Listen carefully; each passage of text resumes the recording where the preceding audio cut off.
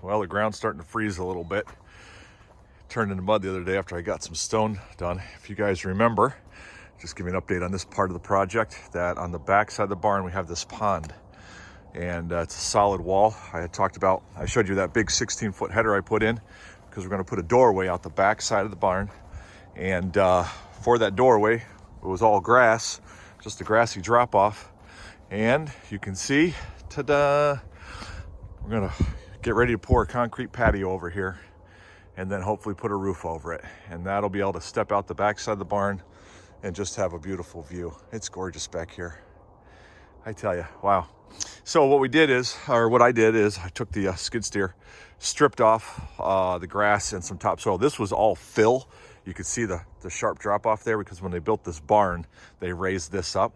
And then I've been bringing in, this is 3-inch stone, and getting a good bed down to this. I got a little bit more to come. And then I got to put some 2B on top of that. So what I did, you see my stakes here, and I got a laser level and I figured out where the floor is. The bottom of that metal, the actually top of the concrete floor, because I want it to match the inside, is about 5 inches higher than the top of that metal. So I took my laser level, set it up out here, and I put stakes. This is where it's going to start, where that post is by the barn. And this is where it's 15 foot out from the wall and 48 foot long. And using the laser level, I kind of made marks. So orange was my 3B stone, had to at least be that high when I was done putting it in.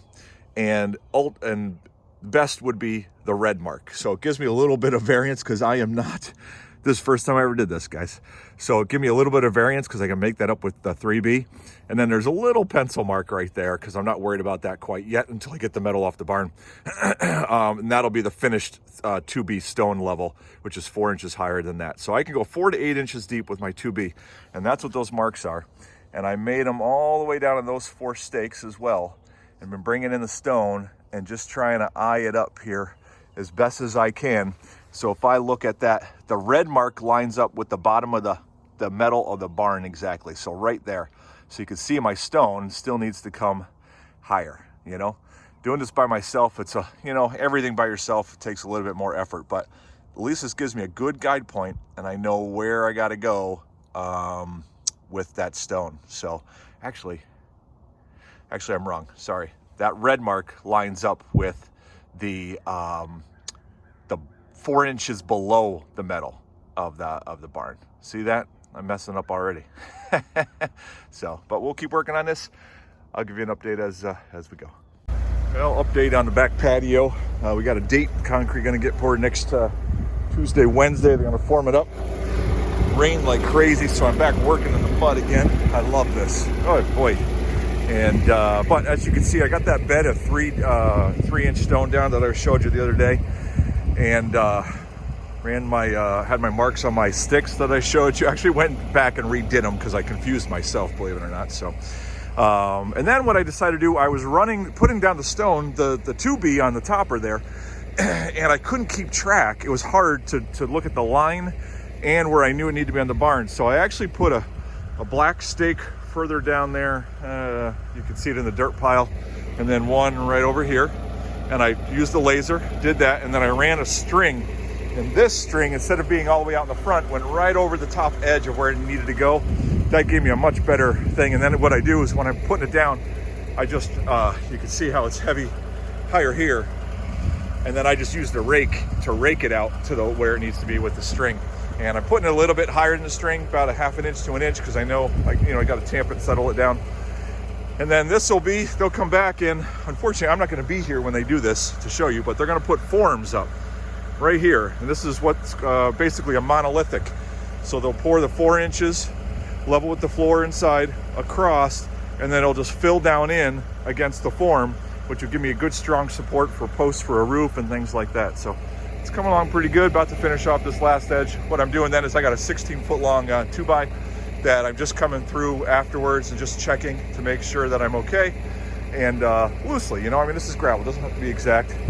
And about to finish this thing up, and then try to clean up some of this this beautiful muddy mess that I've made this morning. Look at that, oh my goodness. So, all right. Well, I was out of town. When I was out of town, my guy showed up, and the back patio monolithic pour has been completed. So you can see where their form lines were there. They had forms up here. I've got some pictures I could try to insert here that my wife took while I was out of town. You see the wall, it's about 30 inches high, that wall right there, with the stone underneath, just like I had showed you in the pictures, and level with the barn floor in there. And this is just going to be amazing when you're inside the barn to be able to walk outside to an outdoor patio. Like, what an addition to this project. I love it. Very excited about it. Look at that. It came out great. So now this whole front line all the way up here, that's about 30 inches thick. Now the stone, if you remember, goes up and then comes and goes like that. So this is plenty thick for my posts for the roof. If I end up putting the roof on there, the what do you call it, like a lean-to roof, be plenty sturdy enough to handle the posts sitting on the end of that, and then hook to the building for my roof. So this is going to be great. I'll have to do some grading, get some material up against this thing, and I haven't decided what to do with that yet. I've got 60 yards of sand over there and a bunch of 2B. I don't know whether to use some of that or use some topsoil so I can put seed on it, or grass on it yet. But that's something that I need to figure out still. So, but anyways, there's an update. It's looking great.